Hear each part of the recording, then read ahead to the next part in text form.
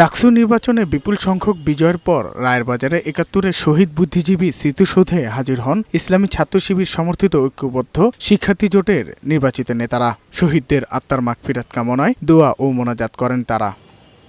এর আগে রায়েরবাজারে জুলাই গণ অভ্যুত্থানে শহীদের গণকবরের দোয়া ও মোনাজাত করেন ডাকসুর নবনির্বাচিত নেতারা। মোনাজাত শেষে সাংবাদিকদের সাথে কথা বলেন ডাকসুর নতুন ভিপি ও জিএস। জুলাইয়ে শহীদদের আকাঙ্ক্ষা বাস্তবায়নে বৈষম্যহীন ঢাকা বিশ্ববিদ্যালয় ক্যাম্পাস গড়তে কাজ করে যাবে বলে জানান ভিপি সাদিক কায়েম। সবাই মিলে আমাদের এই ঢাকা বিশ্ববিদ্যালয়কে সবার ঢাকা বিশ্ববিদ্যালয় হিসেবে বিনির্মাণ করব এবং এক্ষেত্রে যত প্রার্থী আছে সবাই আমাদের একজন উপদেষ্টা। তো আশা করছি ইনশাল্লাহ আমরা সবাই একসাথে যেভাবে জুলাই কাজ করেছি, জুলাই বিপ্লব পরবর্তী, ডাকসু নির্বাচন পরবর্তী, আমরা এই ঢাকা বিশ্ববিদ্যালয় থেকে চমৎকার একটা গণতান্ত্রিক বার্তা সারা দেশকে দিব। সিনেট ভবনে ফলাফল ঘোষণার সময় হিজাব হিজাব স্লোগান নিয়ে বিতর্কের বিষয়ে জিএস এস এম ফরহাদ বলেন, এটা ভারতীয় মিডিয়ার কাজ, তাদের এজেন্ডা মিথ্যা তথ্য ছড়াচ্ছে। হিজাবোফোবিয়াটা আসলে বিশ্ববিদ্যালয়ে চলে না।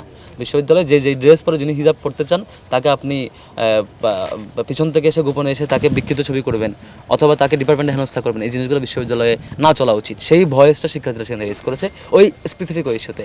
এটাকে বিদেশি মিডিয়া বা স্পেসিফিক একটা দেশের মিডিয়া কেন এটা প্রেজেন্ট করছেন সব কিছু জানা সত্ত্বেও এটা তাদের এজেন্ডার ব্যাপার। তবে দেশীয় মিডিয়া যারা হাজির ছিলেন তারা তো সব কিছু দেখেছেন। আশা করি অন্তত আমাদের দেশীয় মিডিয়ার ভাইয়েরা সবাই সত্যটা উপস্থাপন করেছেন। আনুষ্ঠানিকভাবে শপথ গ্রহণের পর দায়িত্ব নিয়ে শিক্ষার্থীদের কল্যাণে কাজ করে যাবে বলে জানান ঐক্যবদ্ধ শিক্ষার্থী জোটের নির্বাচিত প্যানেল।